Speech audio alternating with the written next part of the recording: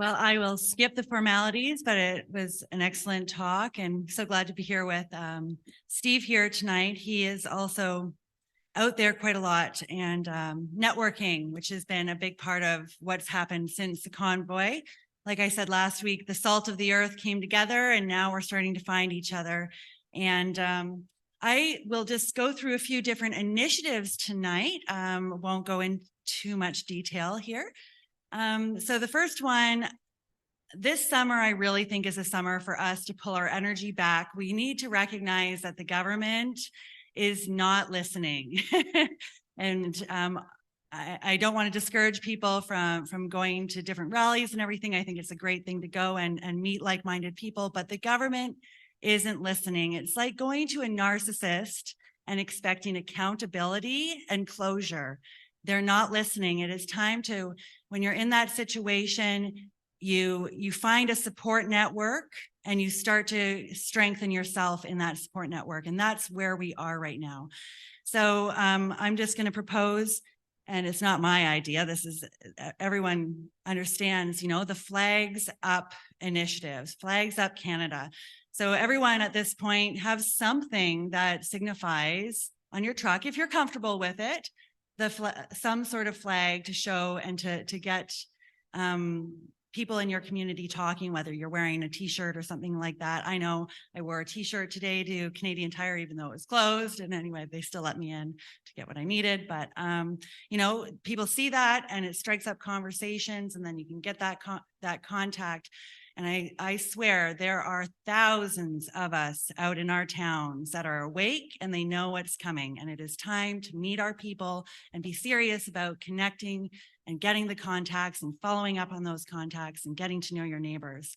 Along with that is having the flags at our end of our driveway or something that signifies that you are on the side of freedom here. So this is a beautiful post I saw on Facebook, and this lady has this on her front porch. And sure enough, she woke up in the morning and there was a man sleeping on her couch on the outside, and she gave him a coffee and a coat and some conversation and sent him on the way. So this isn't just for us. There's a lot of hurting people out there. And when people see that, they recognize that, okay, this is a safe place to turn in. These people have a heart, and we are people, like I said, the salt of the earth. We are people filled with empathy. We are good people, and people need to see that. And I think that makes a big, strong statement. So we'll go to the next one. The other thing we can obviously be doing at this point, if you aren't already, and I'm speaking to myself right now because I've seen these initiatives a lot. Cash is king. Use your cash. Use it or lose it, right? And I really think that this is a time all across Canada, everyone who's part of it, figure out what your budget is, go to the bank, pull your cash, start using it. You guys have these in the back I saw. You can talk to the people in your local stores and give them some information about the digital currency coming, and even offer them one of these signs so that they can put it out. And then we can start to know who in our town, what businesses in our town are supporting the cash, and we can start to get to know our local businesses and create more of a visual image to go along with our movement. So the next slide. So this is really cool. This came up just recently. And it really reminded me of what's happening, what I've seen actually as a successful initiative in other places across the country. So a Sunday regroup, okay?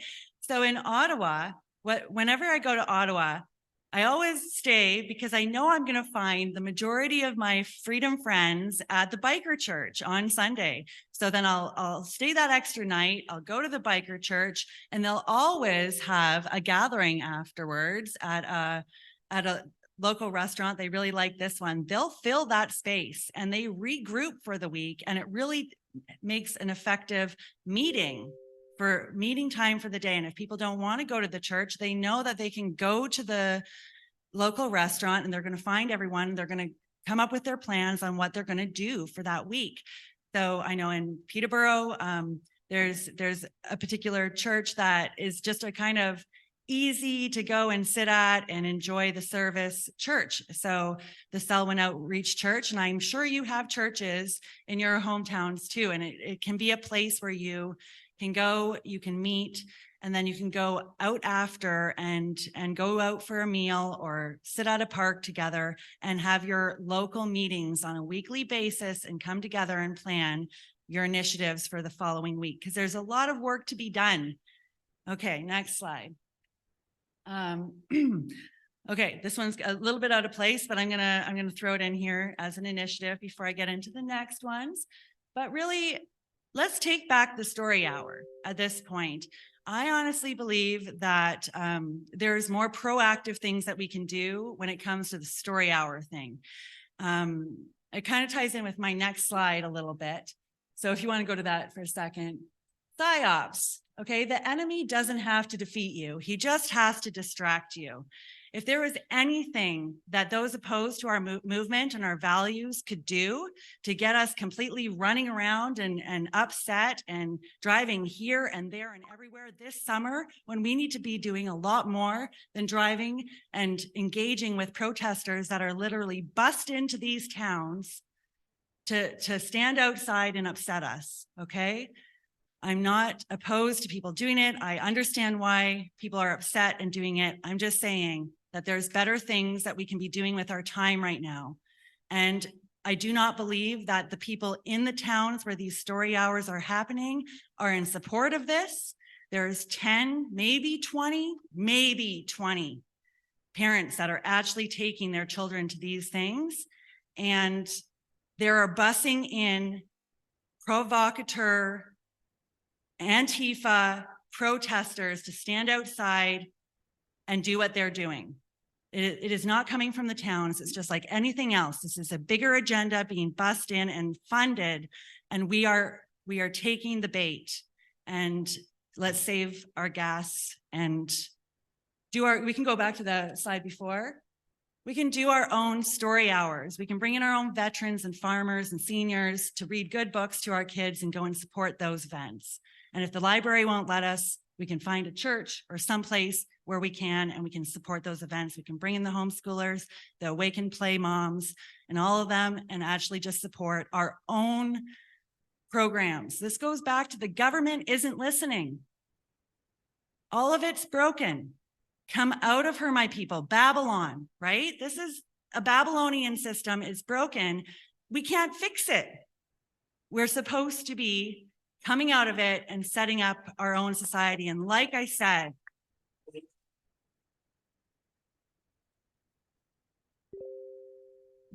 last week, we are a new society. This is a new movement, a new time in our history where we've come together. We are a new family. It is the beginning of a new coming together. We've come from all walks of life, all different backgrounds, all different churches, non-churches, faiths. We've come together because we have the spirit of freedom in our hearts. We haven't organized yet.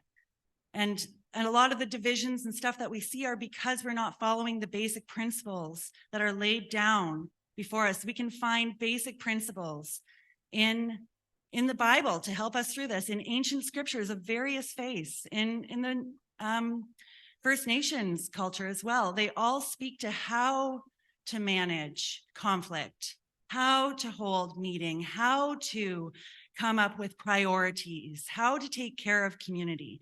And the principles that we should be following we should all take a pause before we move forward with anything and have a look at the wisdom there. Next one. Next one. So ego. Ego is a big one. It's something we're all struggling with. We struggle with it. I struggle with it. We're not perfect. None of us are. And we have to be forgiving. We have to realize we're all at a different stage in this. Not everyone is where we are at. And not everyone has had those layers of ego pulled back, and we all have more to go. So I strongly encourage us moving forward to, like the slide says, surround yourself with people who talk about visions and ideas and not other people. And this is something that I think you guys understand. So we'll move on. First things first. Like I said, we need to be gathering together into the support network before we go out and we start battling the beast that we're up against. At this point, we've waited quite a while to get together. And I guess the slide, what I just wanted it to remind me of here personally is what Andre was talking about as well. It's time that we come together, we start to know our neighbors, we start to know our skill sets, we start to know what we can all bring to the table, we start to figure out how we're going to organize ourselves in a way that's going to, we're basically like a new church. If you want to look at it like that, we are a new church body. We are a body, right? We all have different gifts to bring to the table.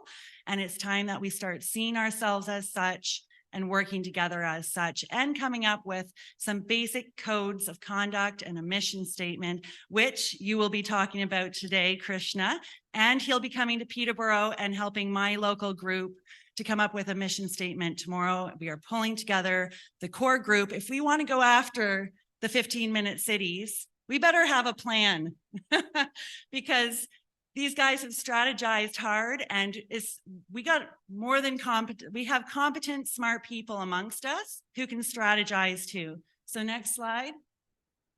So this goes back to it. They're playing chess and they taught us checkers in school. The boards look the same, but the strategy is different.